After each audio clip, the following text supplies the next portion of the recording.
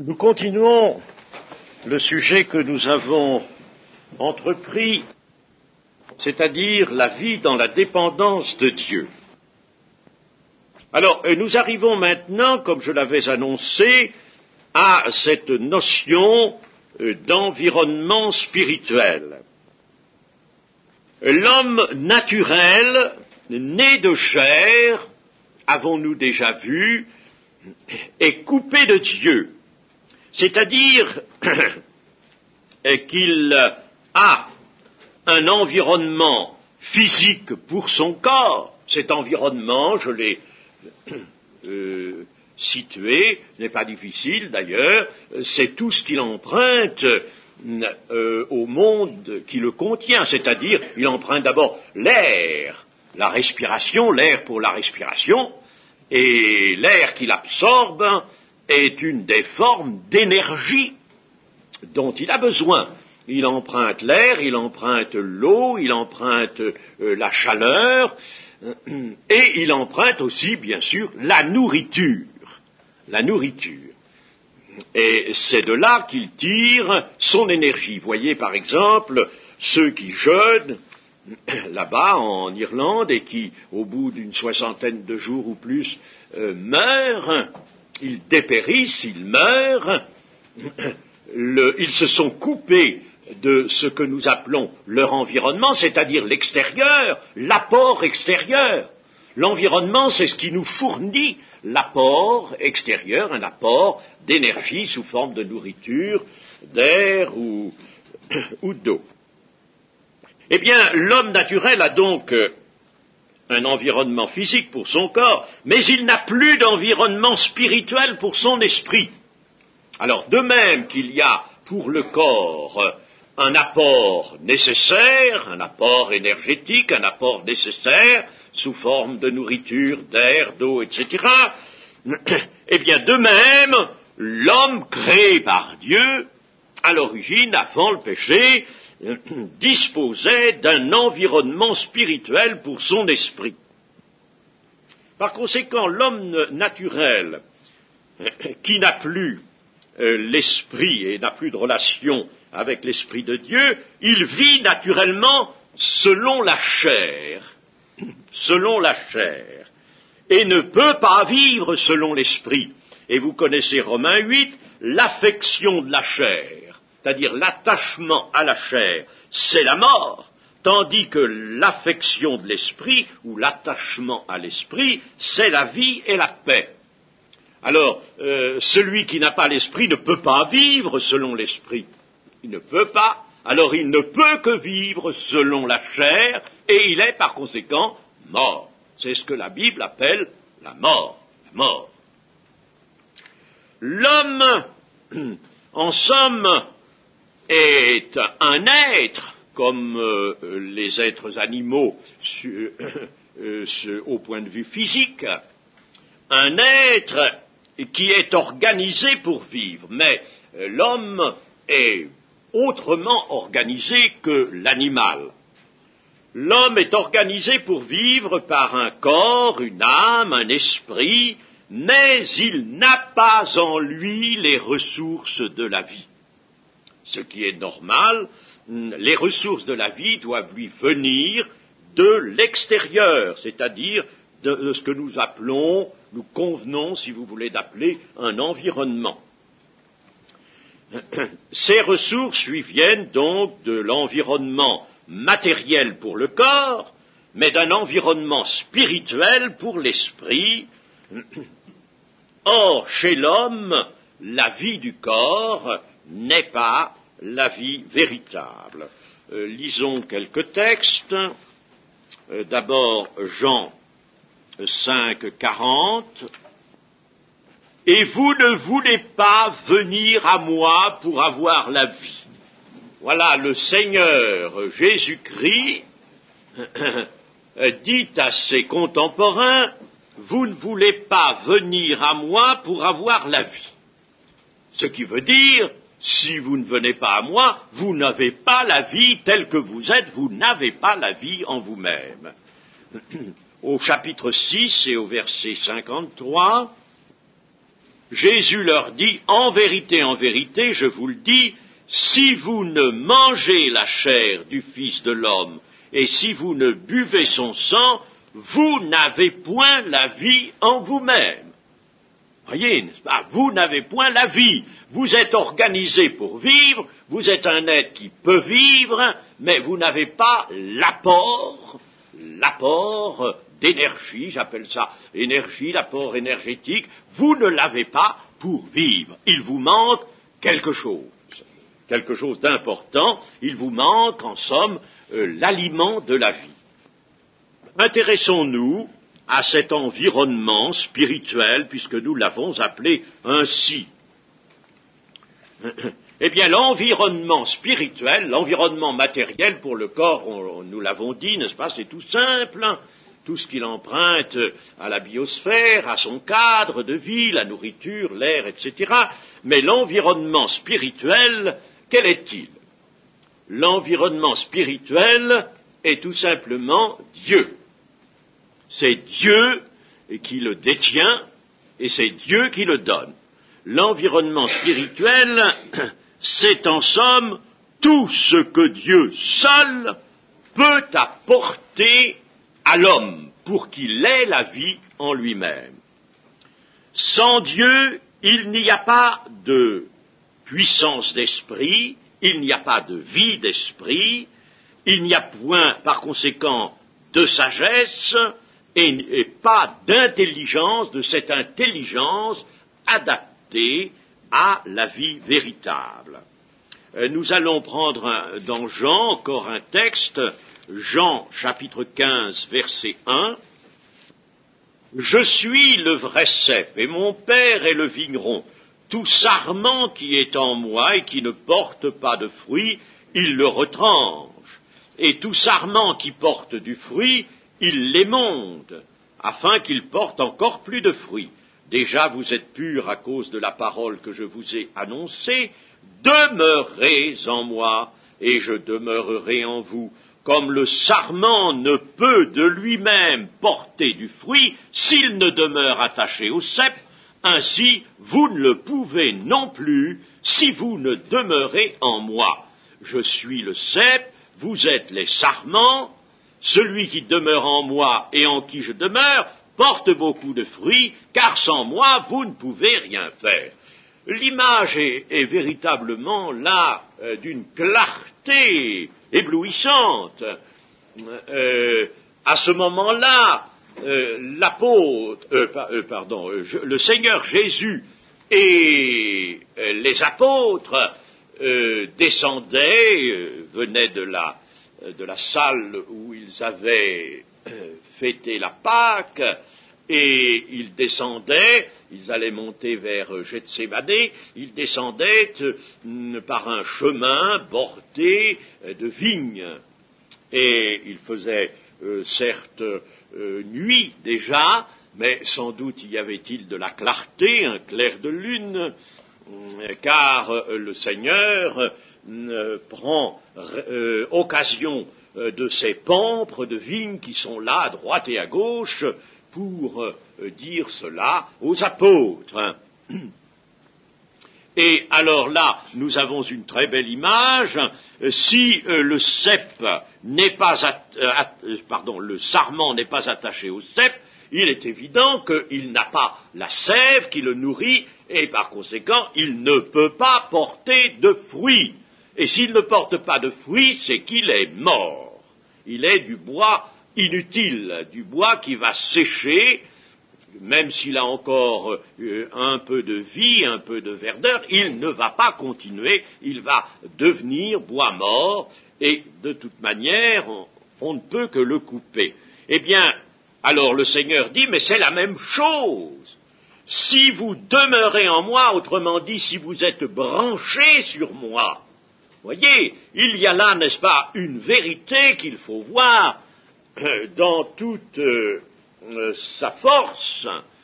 Si vous n'êtes pas branchés sur moi, eh bien, vous êtes comme le sarment qui n'est pas attaché au cep.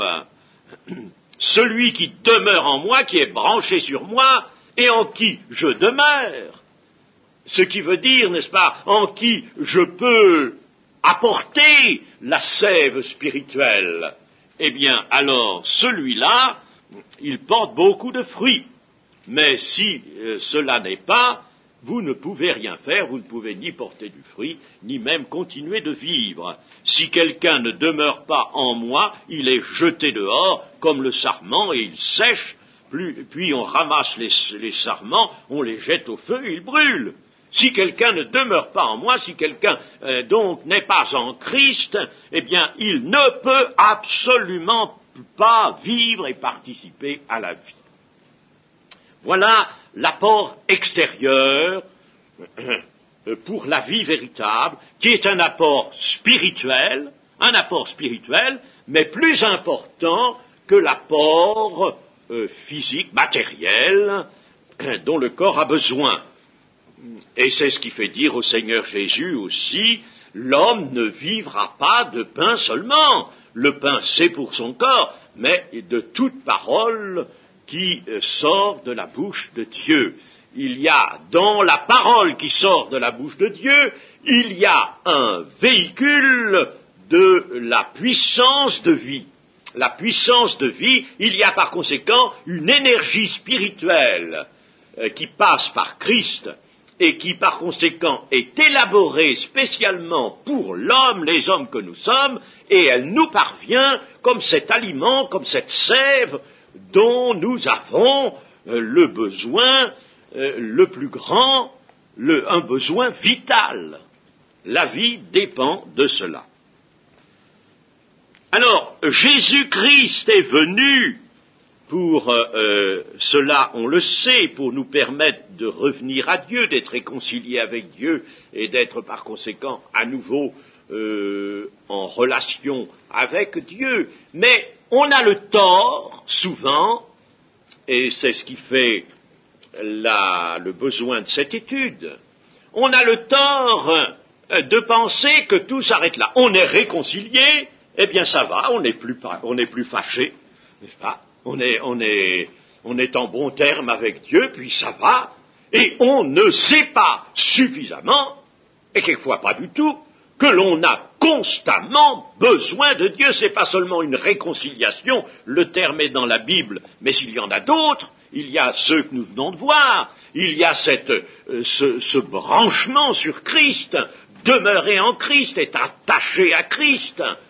C'est cela aussi. Alors le Seigneur nous réconcilie, et quand il nous a réconciliés, il nous lie au Père à travers lui.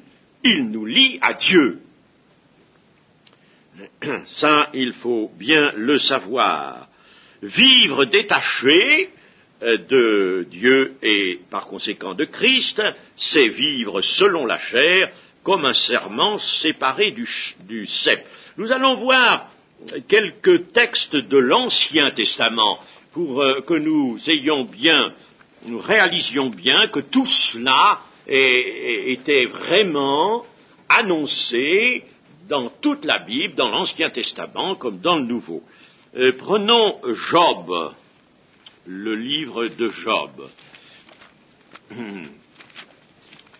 Job, d'abord 28, verset 20. D'où vient donc la sagesse? Où est la demeure de l'intelligence? Elle est cachée aux yeux de tout vivant, elle est cachée aux oiseaux du ciel. Le gouffre et la mort disent, nous en avons entendu parler. C'est Dieu qui en sait le chemin, c'est lui qui en connaît la demeure. Je ne vais pas plus loin. Vous voyez, n'est-ce pas, qu'il y a dans l'apport spirituel venant de notre environnement spirituel qui est Dieu, qui est Christ, si vous voulez, eh bien, il y a déjà cette sagesse et cette intelligence absolument nécessaire. Bon, restons encore dans Job, allons au chapitre 32 et au verset 8. Mais en réalité, dans l'homme, c'est l'esprit, le souffle du Tout-Puissant qui donne l'intelligence. Voyez-vous, En réalité, en vérité, dans l'homme, c'est l'esprit, le souffle du Tout-Puissant qui donne l'intelligence. Si donc l'esprit de l'homme a été réveillé par la régénération, eh bien cet esprit doit nécessairement attendre et recevoir de Dieu le souffle de l'intelligence.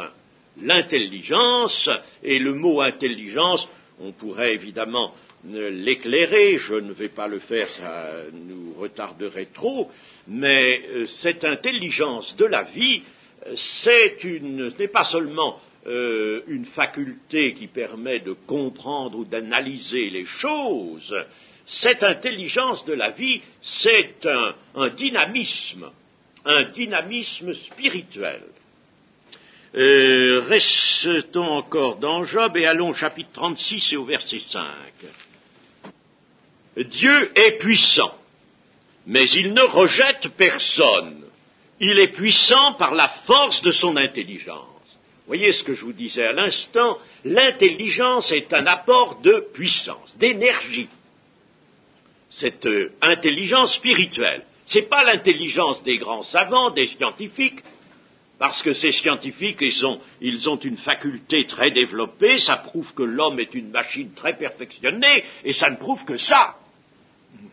Mais ces gens très intelligents, lorsque ils sont fermés à la révélation de Dieu, volontairement ils se ferment, ils endurcissent leur cœur, eh bien ces gens-là sont absolument inintelligents en ce qui concerne la vie, et ils le montrent bien.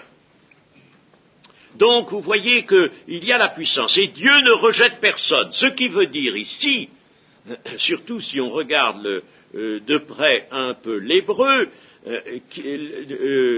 le sens est celui-ci, Dieu est puissant, mais il n'écarte personne du don de cette puissance, du partage de cette puissance. Allons au chapitre 38 toujours de Job et verset 36. Qui a mis la sagesse dans le cœur, ou qui a donné l'intelligence à l'esprit? Alors, je m'en tiens à ce verset, qui a mis la sagesse dans le cœur, qui a mis l'intelligence à l'esprit, bien sûr, c'est l'Éternel lui-même qui s'exprime ici dans ce chapitre, eh bien, c'est lui qui a mis l'intelligence, et voyez, la sagesse, dans le cœur de l'homme. Et le cœur de l'homme a besoin de cet aliment-là. Allons au livre des Proverbes, au chapitre 16 et au verset 22. La sagesse est une source de vie pour celui qui la possède, et le châtiment des insensés, c'est leur folie. La sagesse est une source de vie. Voyez-vous, cette sagesse dont nous venons de parler avec le livre de Job, eh bien, elle est une source de vie, elle est un aliment de vie. Et qu'est-ce que fait une source? Elle débite constamment. Arrêtez un fleuve, coupez-le à un certain point de son parcours, détournez les eaux qui viennent de la source, même si ce fleuve est large, il ne tardera pas à sécher, ses eaux baisseront et il va sécher, il va mourir, parce qu'il est coupé de la source. Eh bien, la sagesse est une source de vie. Et tout cela n'est pas dit sur un mode sentimental, un mode, comment dirais-je, plus ou moins évasif. C'est quelque chose qui est rigoureux, qui a la rigueur de la science.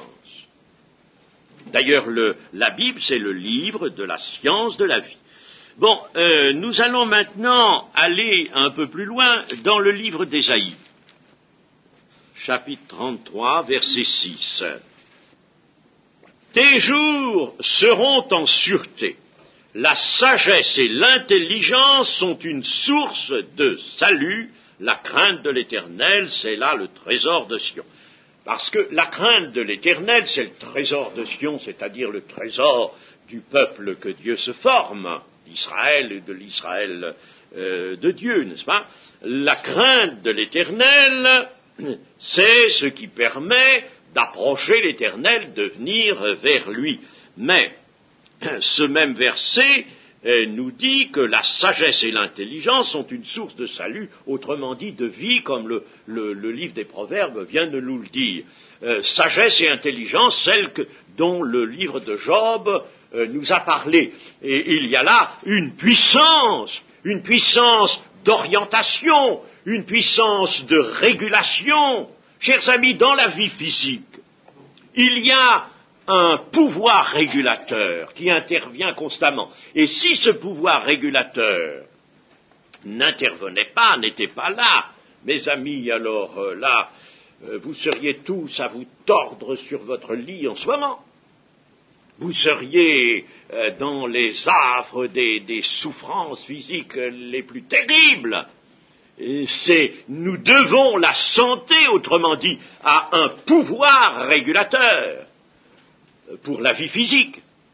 Et c'est quand ce pouvoir régulateur est mis tant soit peu en échec que surviennent les maladies et toutes sortes de désordres dans le fonctionnement de notre organisme. Eh bien, il en est de même de la vie spirituelle.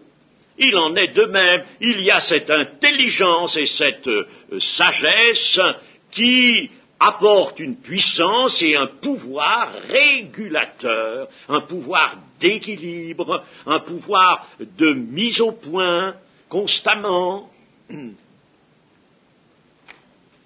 Ensuite, nous allons au chapitre 42 d'Ésaïe, chapitre 42 et verset 6.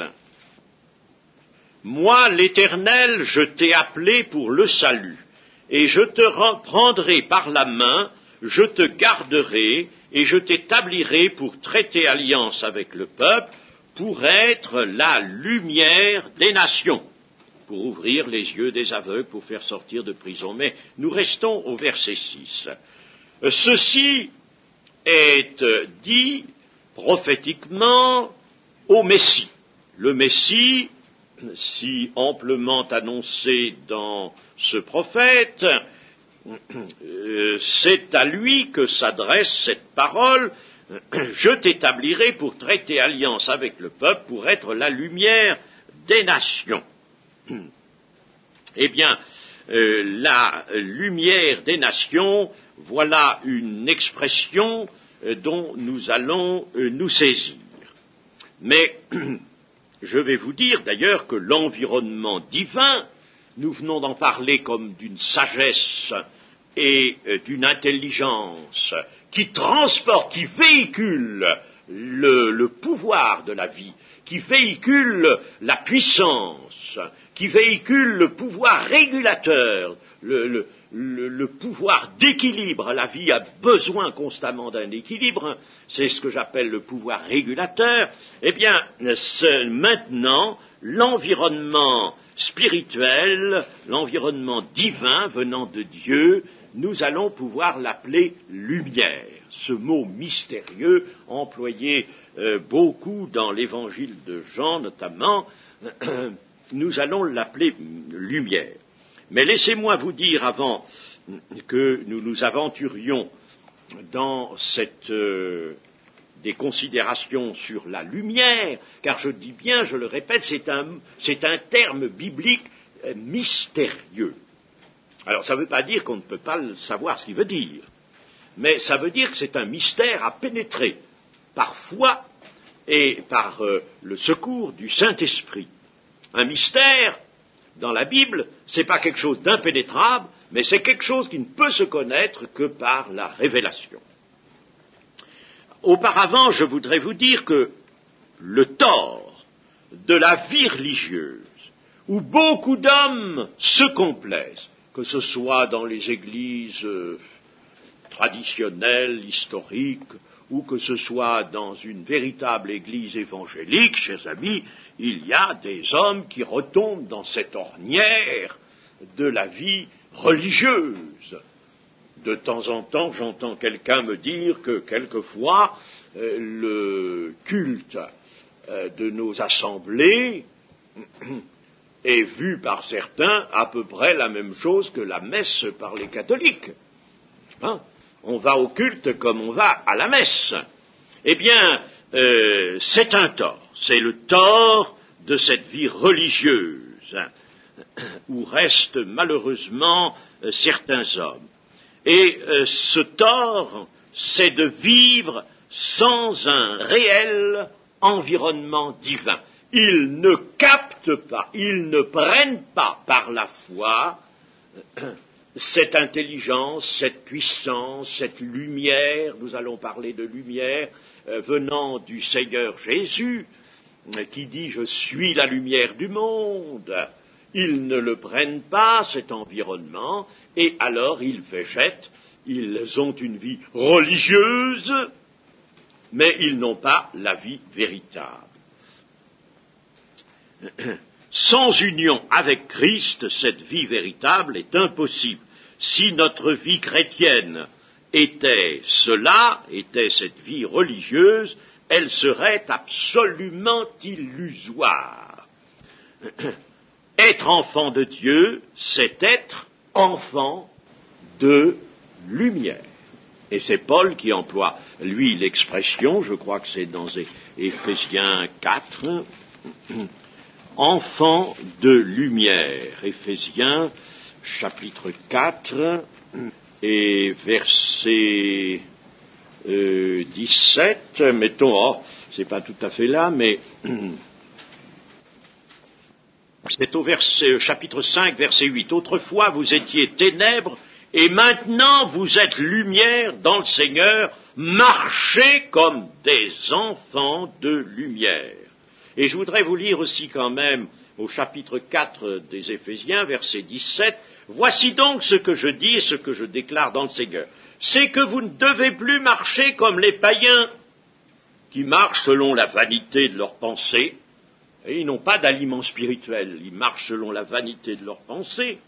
Ils ont l'intelligence obscurcie, autrement dit, ils n'ont pas l'intelligence spirituelle. Ils sont étrangers à la vie de Dieu, étrangers à la vie de Dieu, voyez-vous, à cause de l'ignorance, ou si vous voulez, à cause de cette rupture qu'il y a entre eux et Dieu, à cause de l'ignorance qui est en eux, et à cause de l'endurcissement de leur cœur, parce que l'ignorance pourrait cesser si leur cœur n'était pas endurci. Alors, vous êtes des enfants de lumière. Cela va nous faire dire, je l'ai déjà dit, je le redis, l'environnement divin est essentiellement dans les Écritures appelées lumière. Je dis bien dans les Écritures, parce que dans l'Ancien Testament aussi. Alors, nous allons tout de suite aller au chapitre 1er de l'Évangile de Jean. Il y a là, vous savez, des textes très condensés, très condensés. C'est ce qui fait la difficulté de la Bible, surtout dans le Nouveau Testament. C'est cette manière de décrire des écrivains sous l'inspiration. Ils ont été en somme très contenus et il leur a fallu exprimer quelque chose qu'ils ressentaient, quelque chose qui était même un témoignage en eux, mais d'une façon tellement concise qu'ils n'ont pas été libres de la rédaction, heureusement, et ils ont rédigé sous les orientations, les directions du Saint-Esprit. Alors c'est très condensé. Lisons chapitre 1, verset 4. En elle, c'est-à-dire dans la parole de Dieu, en elle était la vie, et la vie était la lumière des hommes. Il y a là toute une révélation, vous le sentez bien. Dans la parole de Dieu, la parole qui était Dieu, qui était avec Dieu, qui était au commencement avec Dieu, c'est-à-dire qui a toujours été avec Dieu, cette parole qui a fait toutes choses dans le verset 3, toutes choses ont été faites par elle et rien de ce qui a été fait n'a été fait sans elle, eh bien dans cette parole, en elle, dans cette parole était la vie. Et la vie était la lumière des hommes. Il ne nous est pas dit que la parole était la vie, mais qu'en elle était la vie. Et c'est ce que Jean reprend dans son début de la première épître. Il nous dit ce que nous avons vu, ce que nous avons touché, ce que nous avons contemplé, mais ce que c'était la personne du Seigneur Jésus. Oui, mais il désigne la vie véritable qui a été manifestée par lui et qui était en lui. Hein? Alors, en somme, l'Écriture nous fait regarder Dieu comme une personne, la personne du Père, la personne du Fils, la personne du Saint-Esprit, comme une personne qui nous voit, qui nous aime, et qui veut nous faire beaucoup de bien, qui ne cesse de nous faire du bien, mais il nous l'a fait regarder aussi comme possédant la source de la vie, disposant de cette chose inouïe qu'est la source de la vie. Alors, méditons un peu ce verset 4, « En elle était la vie, et la vie était la lumière des hommes. » En somme, la parole, c'est elle qui a créé le monde, opéré la création, et le verset 4 déclare qu'elle possédait en elle la vie, la source de vie, et si c'est une source de vie, une source qui, naturellement, tend à se communiquer, tend à livrer, à donner. Une source, ça livre, ça donne. Eh bien, c'est ce qu'était la parole de Dieu. Et ici, il s'agit de la vie véritable, la vie sans qualificatif, la vie véritable, et cette vie véritable, en plein accord avec les meilleurs exégètes, et je pense à Frédéric Godet notamment, vous pensez que ce sont des passages sur lesquels les exégètes se sont penchés pendant des siècles. Nous ne sommes pas les premiers, nous, à lire ça. Pas les premiers, on est plutôt les derniers. Eh bien, d'accord avec ces exégètes, il n'y a aucune différence faite ici entre la vie physique et la vie spirituelle. Aucune différence. La vie véritable, c'est la vie totale, comme dans l'Ancien Testament. La vie totale, physique et spirituelle. La vie était donc la lumière des hommes. En elle était la vie, et la vie était la lumière des hommes. La vie véritable comportait donc un rayonnement, puisque la vie était une lumière, la lumière des hommes, la lumière destinée aux hommes.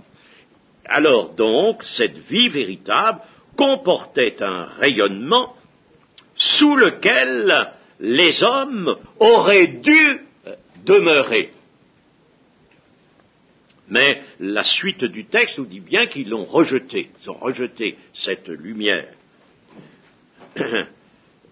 Le verset 10 déclare d'ailleurs que le monde a refusé de la recevoir, cette lumière. En elle, elle était dans le monde, la lumière, et le monde a été fait par elle. Et le monde ne l'a point connue, n'a pas voulu. Ça, c'est le constat de l'état de péché, de l'état de séparation voulu par l'homme. Ainsi donc, la vie apporte un rayonnement, tel celui de la lumière physique. Jean, dans sa première épître, nous dit que Dieu est lumière. Et puis Jacques, de son côté, nous dit que Dieu est le Père des lumières. Père, un Père qui dispense, qui donne. Alors, cette lumière, qu'est-elle? Puisque la vie était la lumière des hommes, donc elle était un rayonnement destiné aux hommes, cette lumière est en effet une clarté intérieure venant de Dieu. Pour mieux peut-être la définir, nous dirons que cette lumière venant de la vie est une forte, une puissante intuition de la vérité et de la sainteté de Dieu. Une puissante intuition. Quand je dis intuition, ce n'est pas quelque chose de vague, mais c'est quelque chose qui pénètre, qui pénètre à l'intérieur de l'homme, de l'esprit de l'homme, et qui y apporte, qui y établit la vérité et la sainteté. Et c'est ce que l'homme avant le péché possédait. Il avait en lui un esprit vivant, et par cet esprit il recevait la lumière de la vie, et cette lumière de la vie établissait en lui la vérité et la sainteté, et il n'avait pas besoin de Bible. Il n'avait pas besoin de Bible. D'ailleurs, vous savez, chers amis, nous l'aimons beaucoup, cette Bible. Elle est parole de Dieu, n'est-ce pas? Mais quand le Seigneur sera là et que nous serons avec le Seigneur, c'est fini. La connaissance disparaîtra. Elle ne sera plus nécessaire. Nous aurons l'aliment complet, total, venant du Seigneur. Nous serons toujours avec lui, sous son rayonnement, et nous connaîtrons toutes choses. Et Jean va même nous dire, nous connaîtrons, nous le verrons tel qu'il est. Nous le verrons tel qu'il est. Nous aurons un regard sur lui, une vue sur lui, une connaissance, un branchement, si vous voulez, absolument total avec lui. Et pour nous, Dieu n'aura plus aucun mystère. Nous le verrons tel qu'il est, nous le comprendrons. Il ne peut plus y avoir à ce moment-là de séparation entre Dieu et l'homme, à ce stade-là, lorsque nous serons avec lui, avec le Père, avec le Fils. Il n'y a plus du tout d'incompréhension, parce que ça établirait une différence, ce serait un obstacle, mais là, au contraire, il y a pleine correspondance, et l'homme sauvé voit Dieu, le voit. Paul nous dit pour sa part, nous connaîtrons comme nous avons été connus, de la même manière. C'est-à-dire que nous connaîtrons Dieu comme Dieu nous connaît maintenant. Vous voyez? Alors vous allez vous dire, mais est-ce que nous ne sommes pas Dieu? Ce sont les prérogatives simplement qui nous différencieront de Dieu. Bien sûr, Dieu garde à lui les prérogatives. Dieu reste source, et non pas nous, n'est-ce pas? C'est pas nous qui serons sources, mais nous serons absolument comme lui, n'est-ce pas? Semblable à lui, nous le verrons tel qu'il est. Alors, cela a existé en la personne d'Adam et d'Ève. Et je disais que dans la paléontologie sincère, parce qu'il y en a une aussi, il y en a une, celle-là vous ne la trouverez pas dans les traités. C'est pas la science officielle, parce qu'il y a une science officielle, oui, il y a une science officielle, et ça, on ne l'empêchera jamais. On a beau être en démocratie, il y a une science imposée, une science officielle. Eh bien, dans la science non officielle, la paléontologie, on relève des documents paléontologiques, des fossiles, autrement dit, des fossiles humains, on en relève qui démontrent d'une façon absolument certaine que l'homme n'a pas été cet être brut sortant de l'animalité, comme le schéma de l'évolution veut nous le faire entendre, mais que l'homme, au contraire, a occupé une situation extrêmement élevée. Et l'homo sapiens, aujourd'hui, l'homme d'aujourd'hui, qui voudrait être un homme devenu sage, eh bien, n'est qu'un homme encore égaré. Il y a eu, à l'origine, un homme d'une très haute intelligence, si bien que l'on arrive à cette théorie de l'évolution régressive. L'évolution n'a pas été progressive, comme nous dit la science officielle, mais régressive. Monsieur Daniel Vernet, là dont je vous parle, est lui attaché à cette théorie de l'évolution régressive, et j'ai dans ma bibliothèque un livre de deux savants qui n'est pas d'aujourd'hui, mais et qui est au contraire extrêmement intéressant et bien documenté, qui s'intitule « L'évolution régressive ». L'homme a été un être très intelligent, non pas ce sauvage qu'on nous montre. Il n'y a jamais eu de sauvage. J'ai écrit d'ailleurs un article il y a quelques années là-dessus. Les sauvages n'ont jamais existé. C'est une pure invention. Il y a eu un homme déchu, certes, un homme déchu qu'on a trouvé dans des cavernes. Mais cet homme était déchu. Mais il ne venait pas d'une origine sauvage, il venait au contraire d'une très haute origine.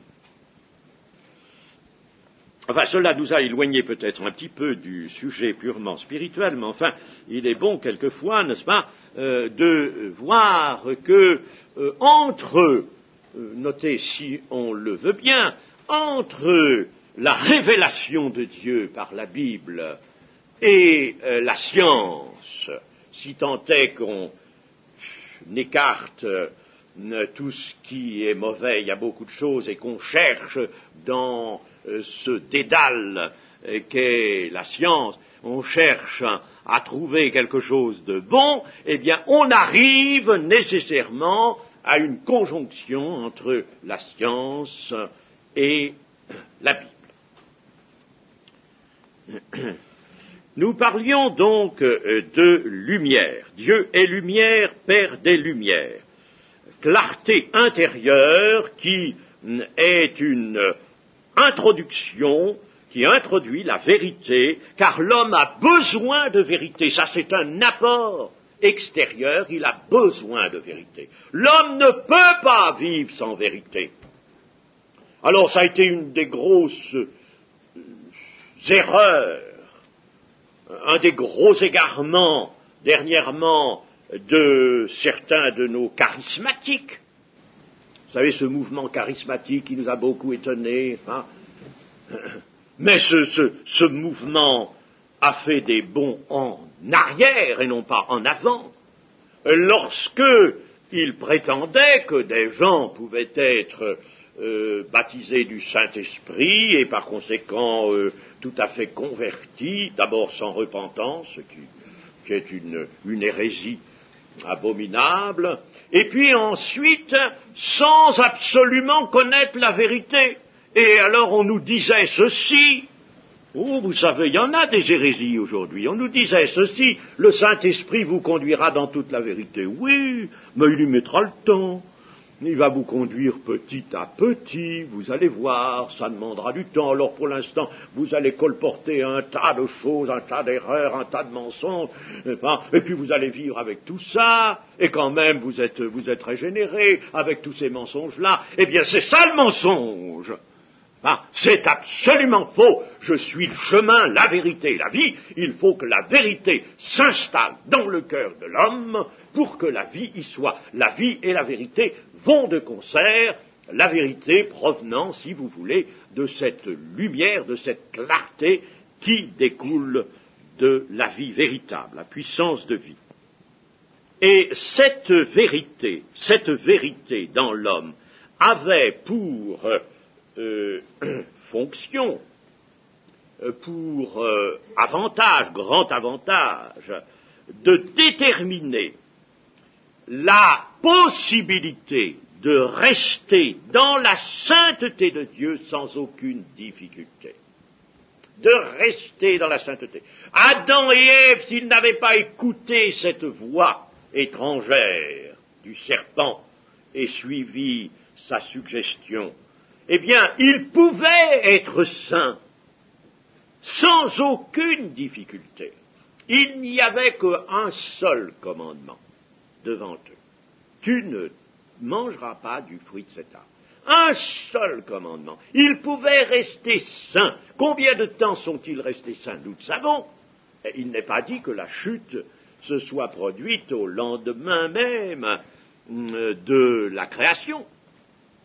Ils ont pu vivre un certain temps. C'est ce que généralement on pense. Et par conséquent, en eux, la sainteté pouvait être vécue car la sainteté, il faut que ça se vive, il faut que ça devienne la sainteté de la vie, pouvait être vécue aisément. Et c'est à quoi nous devons revenir dans la vie chrétienne, mes amis.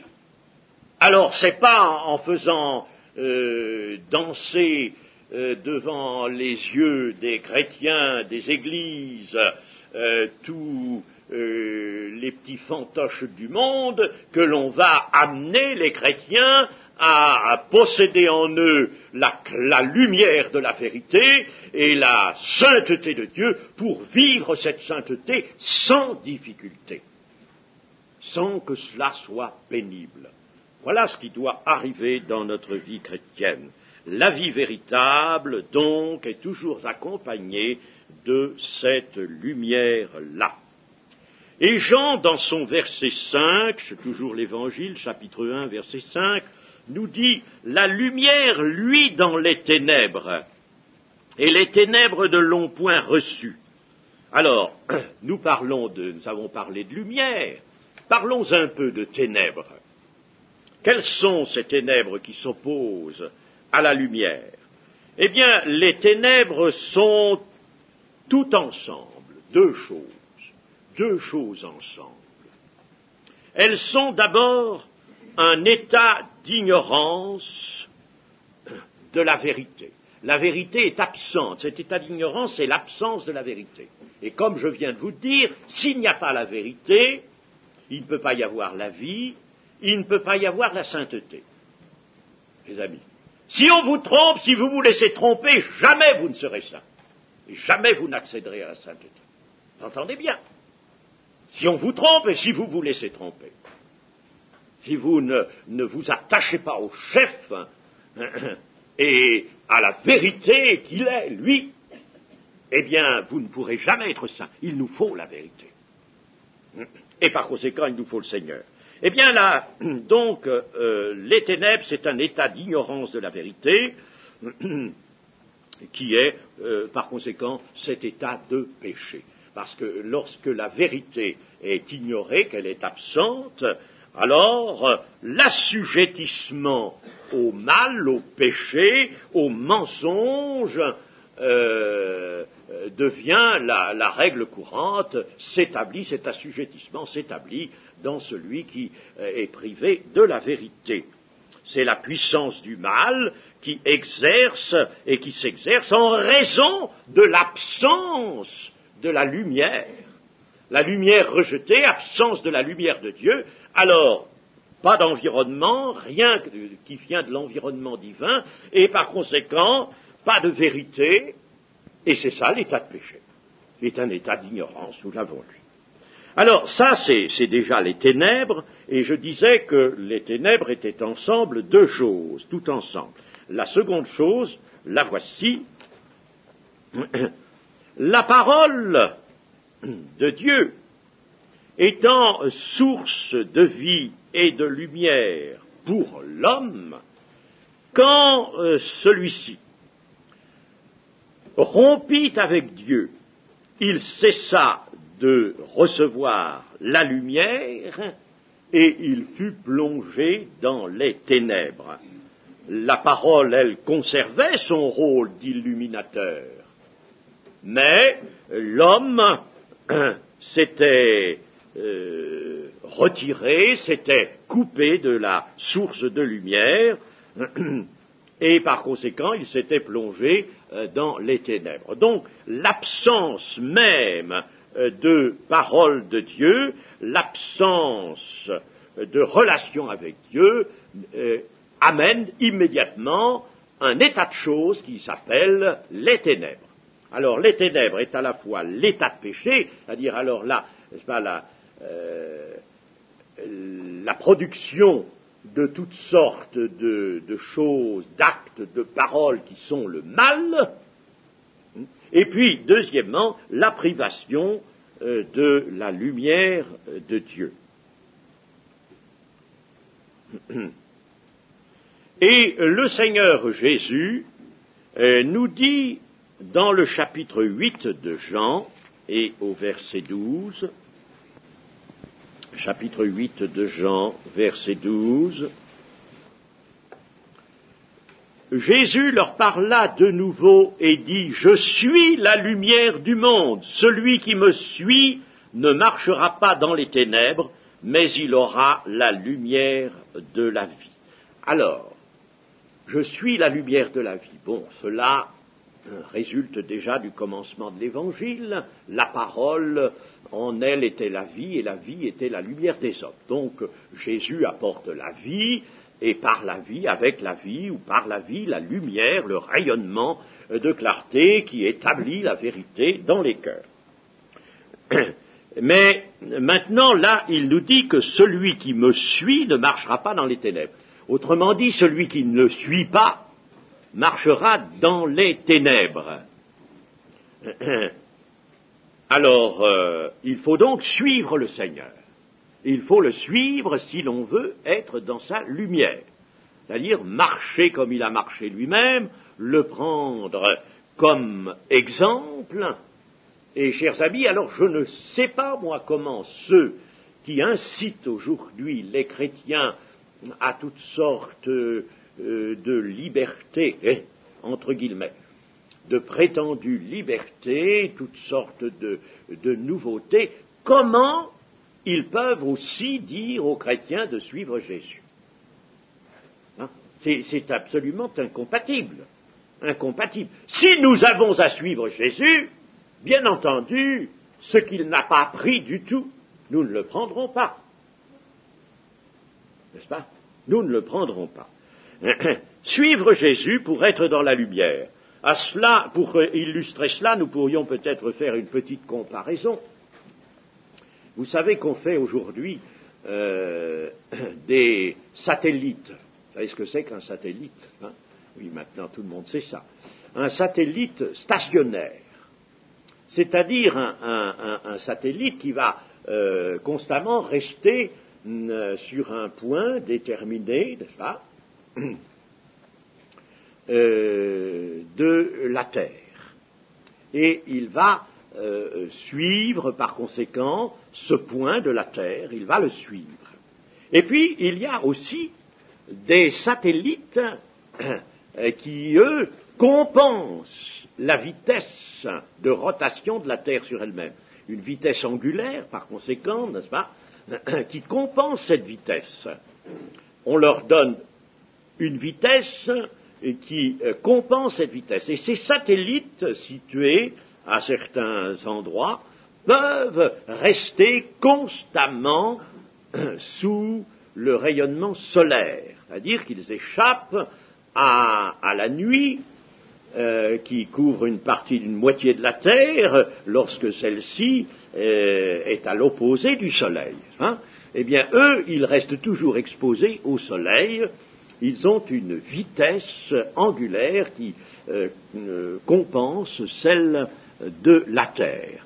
Ces satellites sont surtout voulus en vue d'obtenir précisément le rayonnement du Soleil, une certaine chose dans le rayonnement du Soleil que l'on recherche. Eh bien, ces satellites nous donnent l'image du chrétien. Qu'est-ce qu'il faut faire pour, en somme, suivre le Seigneur et toujours être illuminé par lui qui est le soleil de justice? Eh bien, il faut avoir une marche, donc une vitesse telle que nous compensions cet entraînement de la terre. Et alors, puisque nous allons de l'image à la réalité, l'entraînement de la terre, l'entraînement du monde, le monde qui voudrait nous mettre dans la partie ténébreuse, dans la nuit, dans les ténèbres. Il faut donc compenser cela. Il faut, chers amis chrétiens, il faut donc que notre marche avec Jésus soit une annulation pure et simple de l'entraînement du monde. Une annulation pure et simple de l'entraînement du monde. Voilà ce qu'il faut, la marche avec Christ, et ni plus ni moins cela.